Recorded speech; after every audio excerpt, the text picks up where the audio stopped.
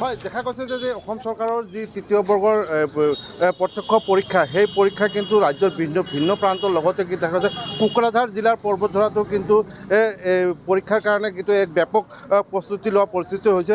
আৰু মই যিহেতু এতিয়া পৰ্বতধৰা বগৰীবাৰী হাইস্কুল পৰীক্ষা কেন্দ্ৰত উপস্থিত আছোঁ, আৰু দেখা গৈছে যে শেহতীয়াকৈ যে এই পৰীক্ষা লৈ অসম চৰকাৰ কিন্তু বিশেষ তৎপৰতা দেখা গৈছে।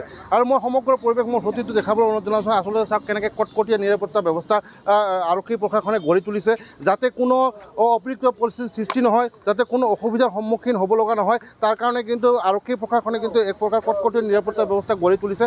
আৰু যিখন পৰীক্ষাৰ্থী আচলতে ভিতৰত সোমাব ব্যৱস্থা যাবলৈ ওলাইছে, সেইসকলক সোমাবলৈ ব্যৱস্থা হৈছে। তেখেতসকলক তন্নতন্নভাৱে কিন্তু ইতিমধ্যে কিন্তু তন্নতন্নকৈ পৰীক্ষা কৰা হৈছে, যাতে কোনো বস্তু লৈ তেখেতসকলে সোমাব নোৱাৰে, তাৰ কাৰণে কিন্তু তন্ন ব্যৱস্থা কৰিছে।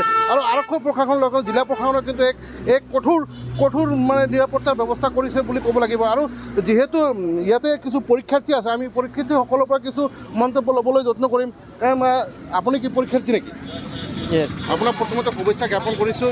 কি ক'ব আজি, যিহেতু আজি পৰীক্ষা দিবলৈ আপুনি আহিছে? মই পৰীক্ষা দিবলৈ আহিছোঁ। কেনেকৈ অনুভৱ হৈছে? ভাল লাগিছে। এক্সামত বহা নাই, এক্সামত বহিলে আৰু কিবা একটা লাগিব। প্ৰথম এইবাৰ দিব আপুনি এক্সাম? মই প্ৰথম দিম। দেখা গৈছে যে শেহতীয়াকৈ অসম চৰকাৰে যি কটকটীয়াভাৱে কিন্তু পৰীক্ষা অনুষ্ঠিত কৰিছে, সেই সম্পৰ্কে চৰকাৰক কি ক'ব আপুনি? মোৰ কাৰণে ভালেই হৈছে। এইটো এক্সামত পাছ কৰিলে এইটো চাকৰি পালে ভাল কথা। এতিয়া নাই, দেখা গৈছে যে একেবাৰে আজি নিখুঁতভাৱে এটা পৰীক্ষা তেখেতসকলে অনুষ্ঠিত কৰাৰ যোজা কৰিছে। এই ক্ষেত্ৰত আচলতে ভাল হৈছে নে বেয়া হৈছে আপোনালোকৰ কাৰণে? মোৰ কাৰণে ভালেই হৈছে।